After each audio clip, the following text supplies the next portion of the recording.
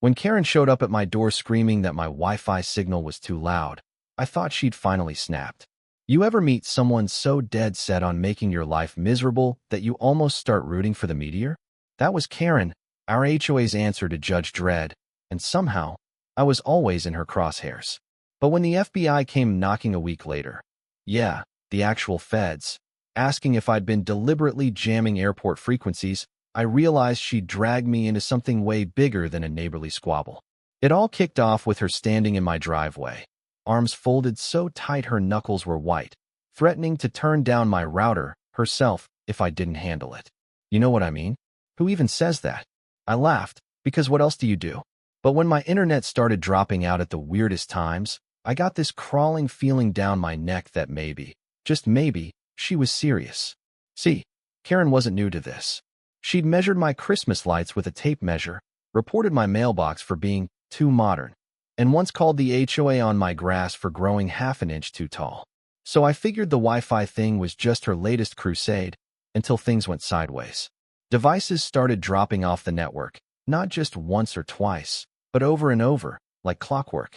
I pulled up my router's diagnostics and stared at these weird spikes of interference.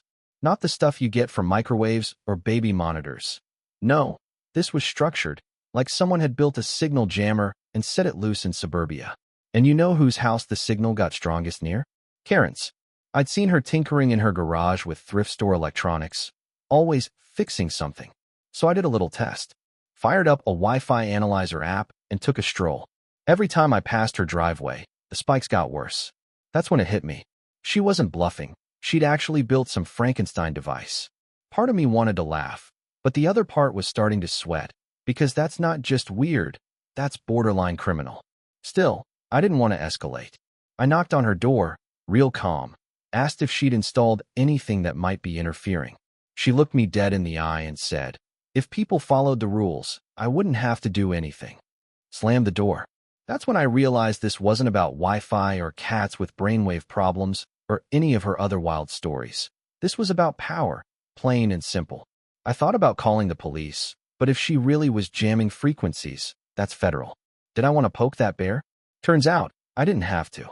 2 days later, I pull up and see blue lights and Karen waving officers over like she'd found a dead body. She's ranting about illegal transmitters, aviation signals, and honestly, I almost laughed until one of the cops asked if they could inspect my equipment. They explained there'd been complaints about airport tower interference. That's when I realized Karen's little science fair project was a whole new level of dangerous. Planes. Actual planes were at risk. I let them in, they checked my setup, found nothing, but when they stepped outside, bam! The signal went haywire again. Their radios crackled, they looked worried, and made a beeline for Karen's garage. She tried blocking them, yelling about rights, but they opened her garage and there it was, a mess of wires, antennas, blinking lights, like a toddler had taken apart a Radio Shack and put it back together with malice. She's yelling about experiments, but the officers are radioing for backup.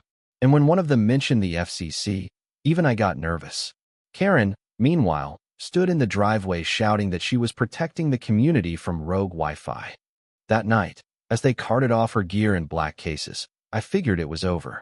You'd think, right? But this is Karen. The next morning, I wake up, and it's like nothing happened. My Wi-Fi's perfect for the first time in weeks. I actually relaxed, watched a movie, thought maybe the nightmare was over. Except by lunch, Karen was back at it, telling anyone who'd listened she'd been framed by jealous neighbors. By evening, flyers with my face showed up everywhere, accusing me of endangering children and running an illegal transmitter. The HOA, hungry for gossip, ate it up. Suddenly, neighbors were avoiding me. Kids hurried past my yard, and Karen was the heroic whistleblower. She even got the local news to run a segment about airport interference in our neighborhood. No names, but you could guess who they meant. That's when the twist came, my Wi-Fi dropped again. The Analyzer app showed the same spiky interference, only now it was worse, broader, more reckless. I followed the signal right back to Karen's place. Either she'd rebuilt her jammer or someone was helping her. And the next morning, a cargo flight got diverted because of radio anomalies. Now the feds really kicked into gear, black SUVs, guys in suits, antennas poking out of every car. And Karen? She's strutting around, clipboard in hand, accusing me of running underground tunnels and fiber signal laundering. I kid you not. But here's the kicker. The agents weren't rolling their eyes. They listened, took notes, and suddenly I was getting door knocks from men with three-letter agency badges. Did I own drones? Did I operate radios? Had I ever worked in aviation? I answered with as much sarcasm as I could muster. Yeah, my biggest crime is streaming bad sitcoms. Lock me up. They didn't laugh. And outside, Karen is beaming like she's won the Super Bowl. That night, my Wi-Fi spiked again, worse than ever. I tracked the interference, but this time it wasn't just her garage. The trail led me into the green belt, and there, under a camo tarp, was another rig, car batteries, antennas, a humming generator. Someone had helped her build a second jammer, hidden from the street. I took photos, yanked the cables, and got the hell out of there. The next day, a flight was nearly grounded, and I knew. If the agents found out I'd tampered with that rig, I'd be right in the crosshairs. Sure enough, the questioning got sharper. Karen, meanwhile, was giving press conferences on her lawn, holding up hand-drawn maps of my house, claiming I had a bunker full of servers. Some people believed her. So, I flipped the script, made a dossier, photos, data logs, proof that every burst of interference traced right back to Karen. Gave it to the feds. This time, they took it seriously. Within hours, they were ripping apart her attic and garage, hauling out equipment that looked military-grade. Where did she get it? Karen was many things, but a tech mastermind? No way. Someone was feeding her. Next morning, I spotted government SUVs, tinted windows, guys in suits who were definitely not from around here. The whole neighborhood was buzzing, kids daring each other to get close, retirees on porches with binoculars. Karen strutted around in sunglasses, claiming she was the star witness. She accused me of everything short of treason. The agents kept coming back, less accusatory, more curious. I showed them where I found the gear, where the spikes were strongest. In the green belt, the marks in the dirt still fresh, they radioed in backup. Helicopters, more agents, the whole area cordoned off. Karen tried to charge in, shrieking about government setups, but you could see the fear in her eyes now. Control was slipping through her fingers. In the chaos, the truth finally surfaced. The feds found another hidden jammer. This one exploded one night, flames lighting up the woods. It was all over the news. This wasn't just neighborly drama. This was criminal, dangerous, and deliberate. The agents swept Karen's house again, hauling out equipment that belonged in a lab, not a suburban garage. One agent pulled me aside. He warned me. Karen had named me in every report, accused me of espionage, filed HOA complaints for everything from signal terrorism to mind control.